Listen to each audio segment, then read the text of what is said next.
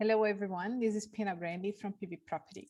And today it's my update for 2022. So before I start my update, I thought I'll start with what's happened. So what happened? So far, from November 2020 to November 2021, property prices nationally went up by 22.2%. And that's usually a very unusual thing to happen where the whole country experience property prices to go up. Uh, if you are a property investor, you will know that in the past, each state in Australia or each capital city actually has their own property clock, and very unlikely they go up and move up all at the same time. This is why usually we say it's good for you to have properties all over the major capital cities, because when one is going down, the other one is going up.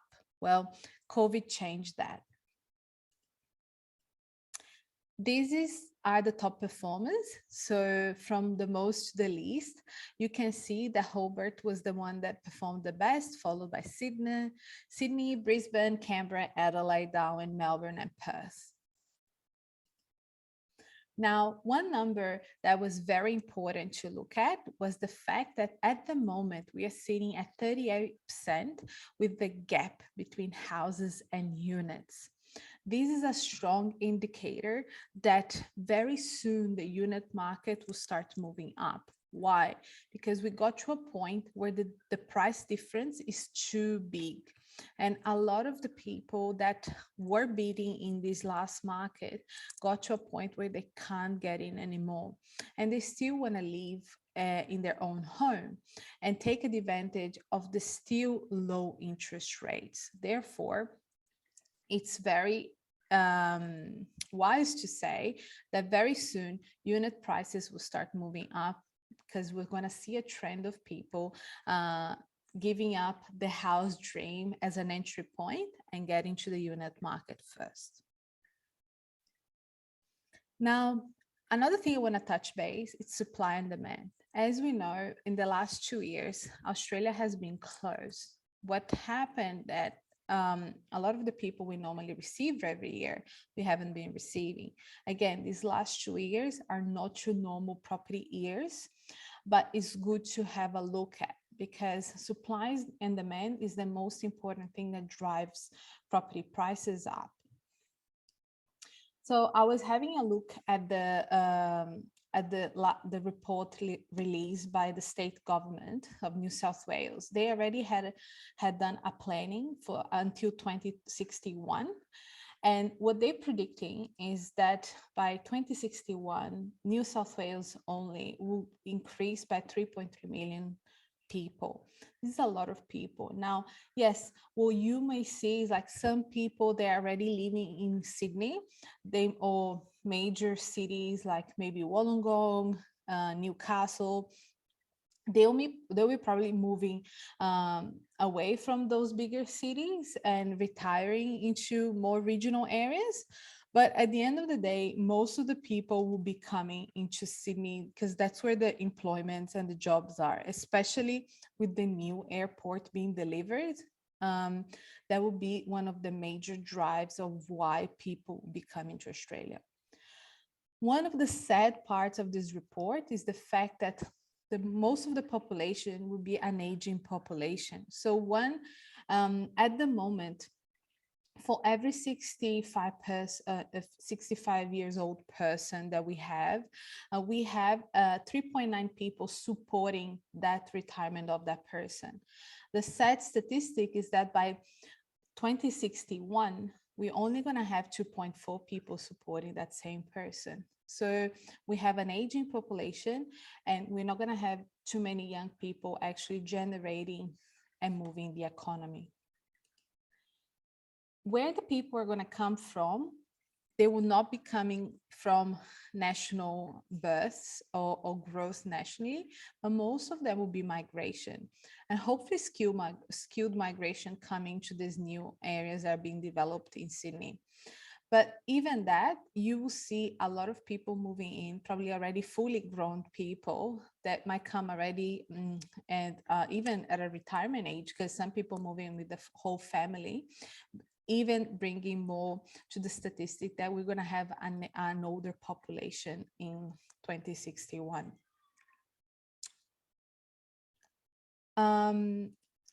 One thing that the reason why I showed you that before, and now I'm going to actually give a very specific example, is that I don't really care if you buy a house or a unit or a townhouse.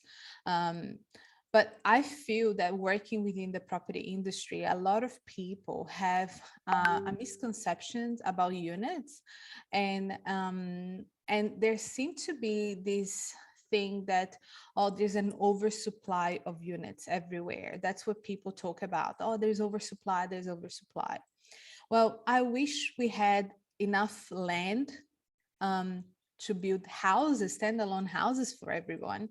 But how on earth could you possibly build, I would say, let's say we're going to have 3.3 more million people here. Let's say we need half of that in houses. Where on earth could we find land in Sydney to build 1.5 million houses for all these people that are coming in?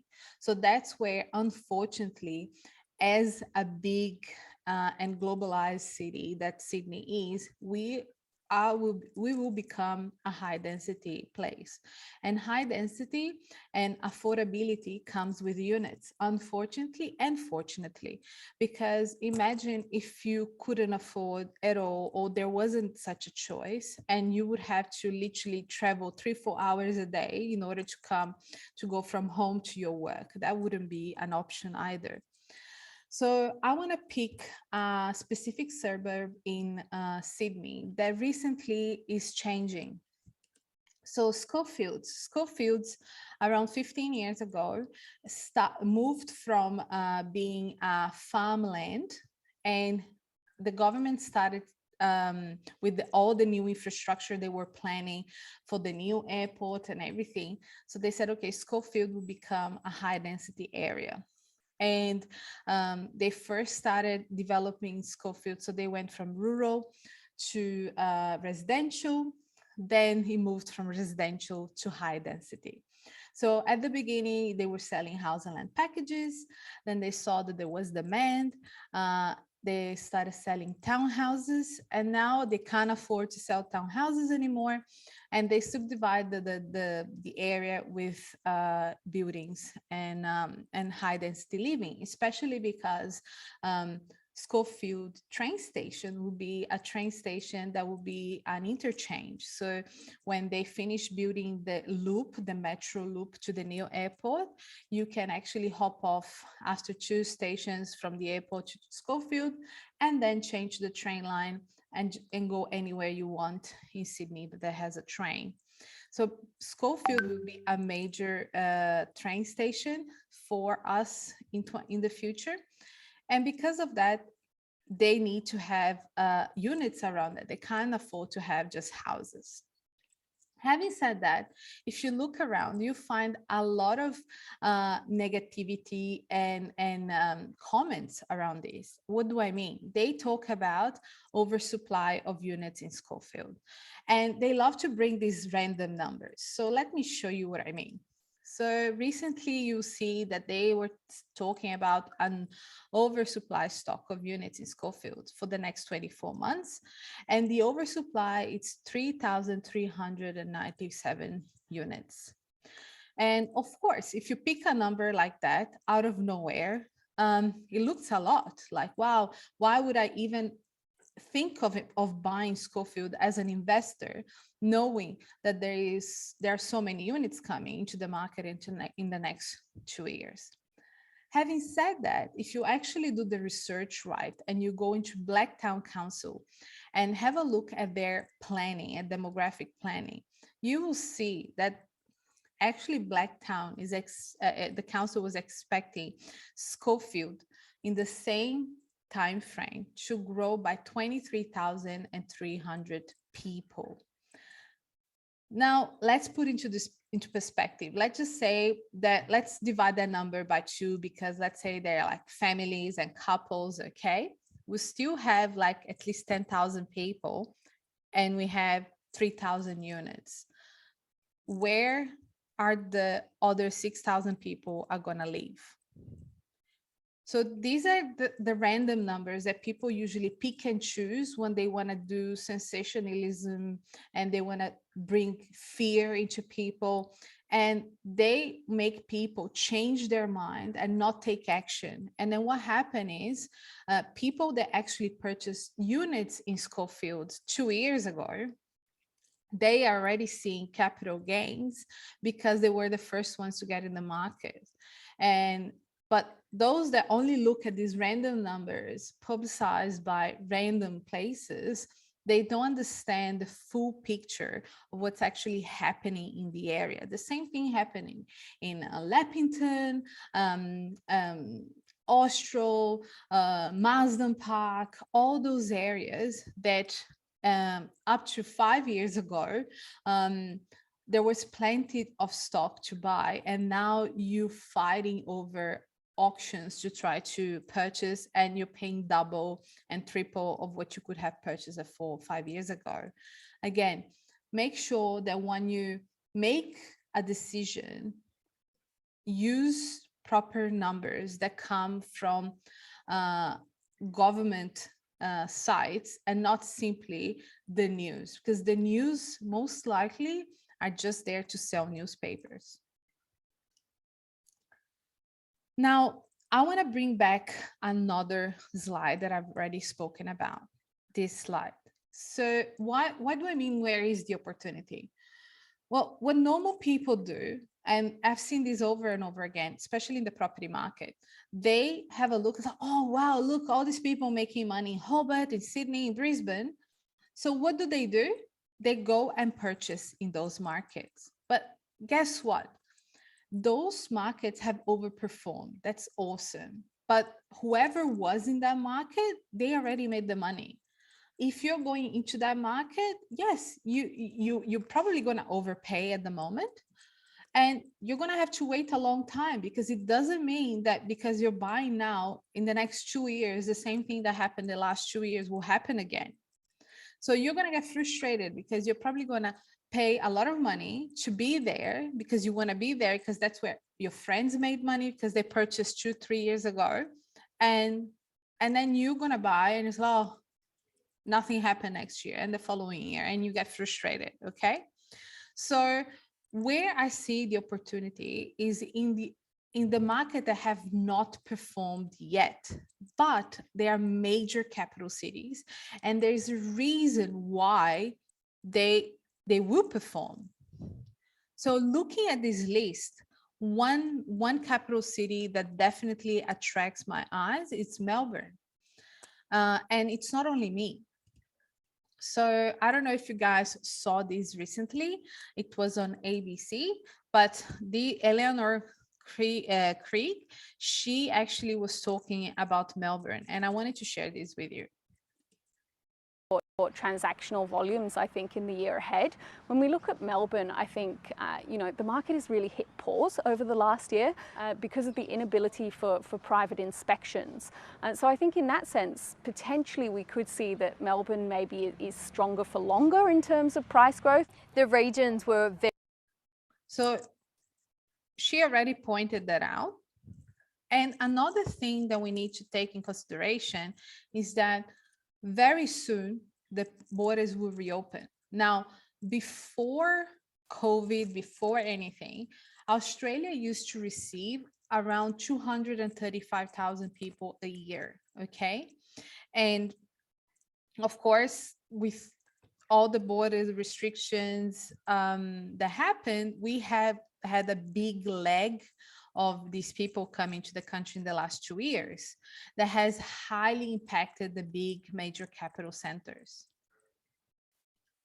Prices, it does increase demand for housing.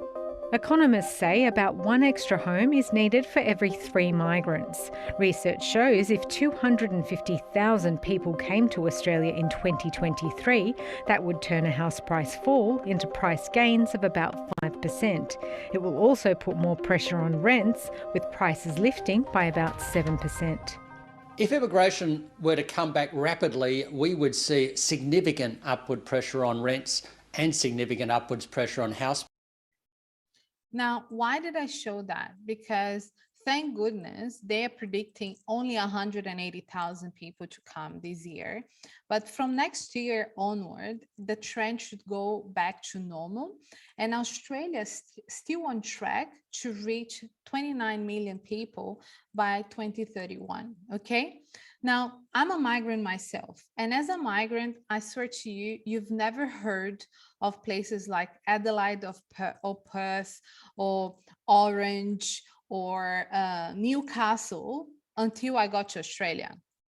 All I knew about was Sydney, maybe Melbourne, and then Brisbane if I like hot weather, okay? So when people start coming, and they would come to first these major capital cities, especially if you don't have a visa, you come because you need to find a sponsor, you need to find employment. And these are the major capital cities that have that employment for you. That's the first thing. What you will see and what you saw in the last 2 years was the fact that a lot of people, they're already established in Australia. They have the job, they have everything. And now they had the flexibility with the job where they could work from home. Then they decided what? Yes, I'm happy to go and do regional living. And that's why the regional market went up so much in price, because these people were cashed up with city money, and they could go into the regions and purchase houses there.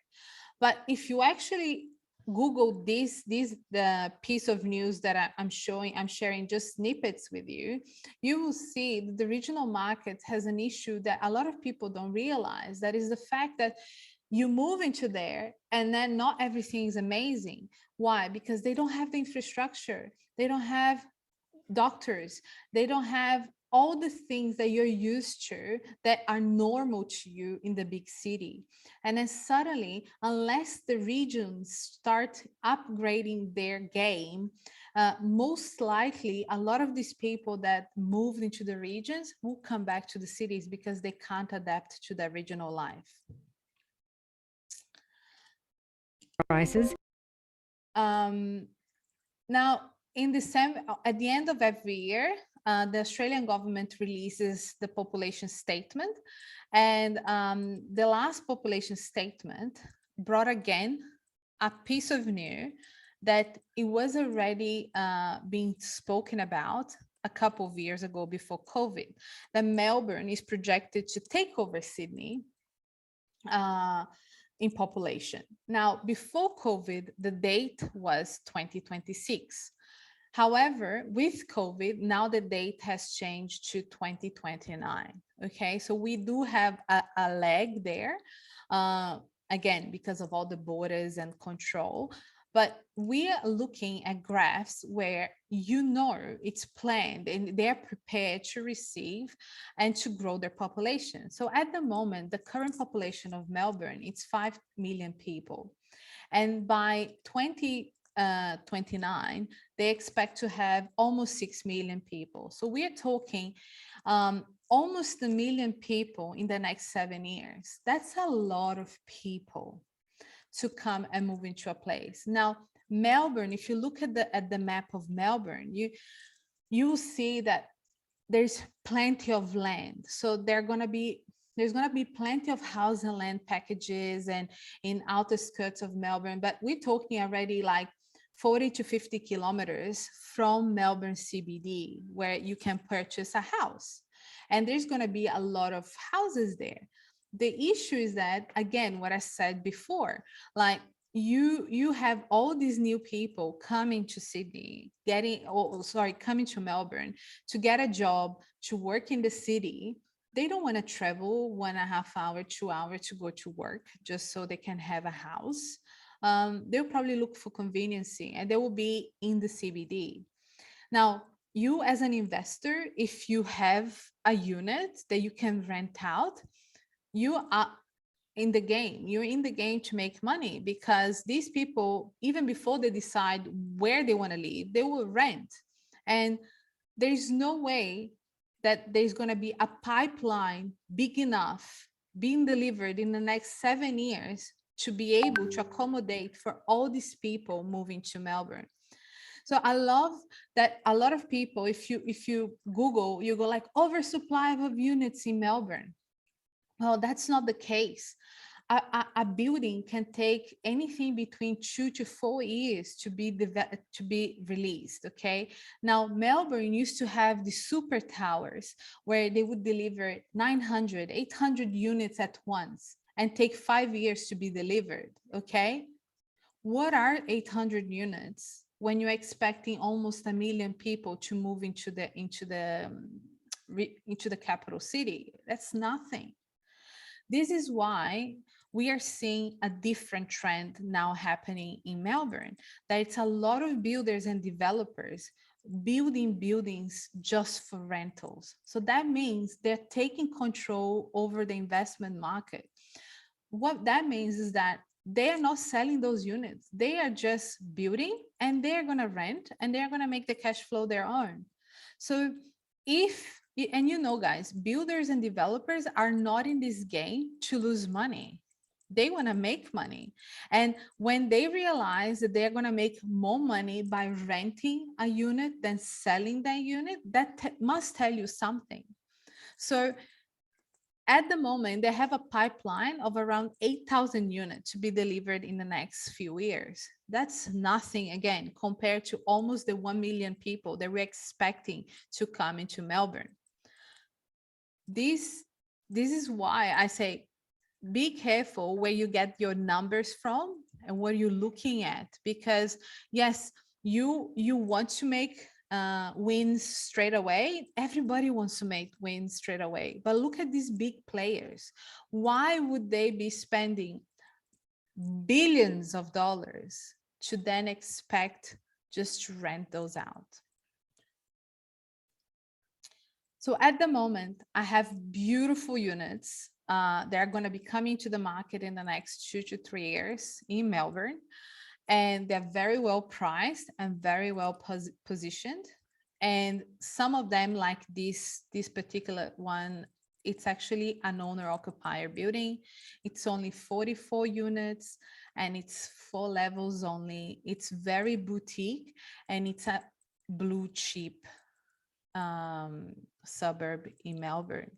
So if you learn anything out of this presentation, I would say reach out to me and let's have a conversation, because you don't want to be that person that waits once everybody purchases, then you try to purchase. You want to get ahead of the game. You don't want to be running after the game. Remember, property is a long-term strategy. It's almost impossible to time the market. It's all about time in the market. And eventually, with time, you're always going to make money with property, because at the end of the day, someone always needs a roof on top of their heads. I hope this presentation was useful to you, and hopefully I'll bring you another update soon. This is Pina Brandy from PB Property.